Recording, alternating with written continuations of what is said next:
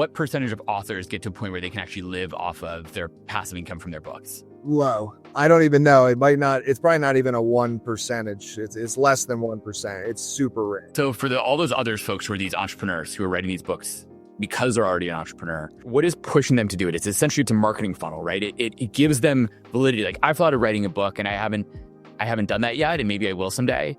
Why should someone consider ever writing a book?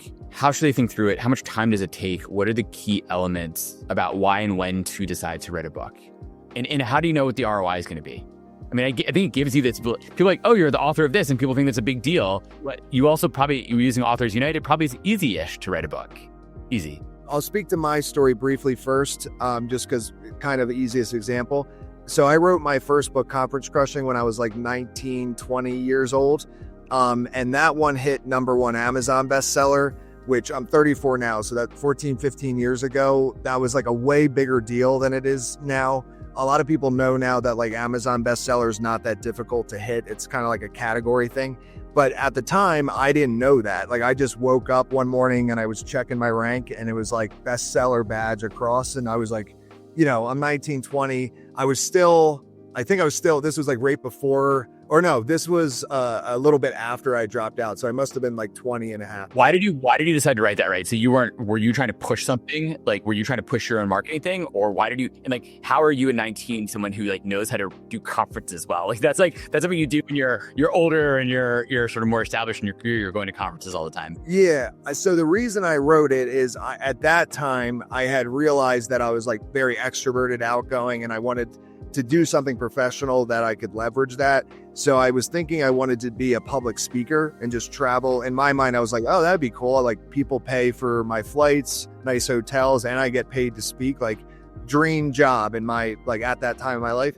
I did that for a little bit, but I actually discovered I got pretty nervous on stages with like hundreds or low thousands, I think was my biggest stage, or maybe not thousands, like 1,000 people. I just got nervous. Whereas like a one-on-one like this to me is just more, I don't know, it's in my comfort zone. So I still have fear. There was fear there and I allowed it to turn. But the reason my trajectory also turned is because that was working. Like, I wrote the book, became a bestseller. And the reason I did that, sorry if I'm going a little over the place, just trying to hit every part of the question, is it leads back to the book. So the reason I wrote that book, it's not about how to like put on conferences. What it's about is as like a conference attendee, and I don't think that's what you meant, but as a conference attendee, how to best leverage your time at the events. And I had gone, like, once I dropped out of school, my way of learning was like just reading books or going to all these different conferences. So I had gone to like dozens of them. I've been to probably, 150, 200 conferences in my life. I was a conference junkie, I think sometimes they call it. Like, I was just going to everything I get my hands on.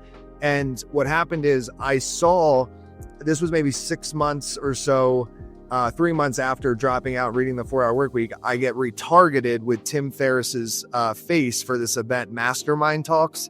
It's this guy, Jason Gaynard. He puts on the event. At the time, it was in Toronto, Canada. And I reached out to him through the website and I was like, hey, I'm a broke dropout, aspiring entrepreneur, 80 grand in debt from college loans. And, I'd love to help you with putting on the event, but like, I don't have enough money to buy a ticket. Like, can we work something out? No lie, we hop on Skype. It was either same day or the next day, but it was like very fast.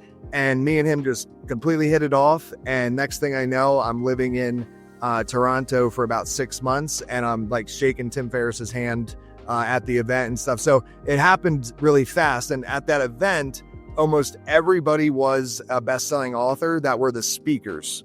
So that's where that kind of triggered for me, where I was like, if I want to be a public speaker, then becoming a best-selling author would make it a lot easier. And especially if you're 20 years old. It's because it establishes credibility, essentially, right? Yeah. And that kind of leads to my story because one of your questions was like, why do people do it? And for me, or what are the best times to do it? To me, the answer to that question is 2 times. Like, one, do it the time I did it, like before you're anything, if possible, right? Like, before you're anything, it's kind of hard to be an expert on a topic. It's a good title for looking into that, but like, why would anyone think if they actually knew your background as like 20-year-old? To speak honestly, I think that most people just see the kind of one-liner, like #1 best-selling author, and they're not. I think my book's good because of my editor, not because of my writing skills. But it is pretty good. But more so, it just gave me that kind of badge of trust, the #1 best-selling author badge. And it wasn't really that people were reading my book or doing much research into me after that. Like, it would be like, oh, you're a #1 best-selling author, must be legit, right? It was just like that fast, that the trust was there on a professional level. And so going back to that question, I think for people, if you can write it and do enough research to figure out how to make it something valuable to others, even if you don't have a ton of experience, which I did at the time have, I would say, good experience with conferences, especially because I was like, I worked for that guy, Jason, for free for that 6 months and saw behind the scenes of the whole event. And then he, just knowing him, I was getting into all these other events for free. So I did learn a lot. I would say I know a good amount, maybe not as much as like you're saying, somebody a little bit older, but do it early to leverage the brand, and then do it later just to like actually teach what you've really learned throughout the experience. I think those are the two best times.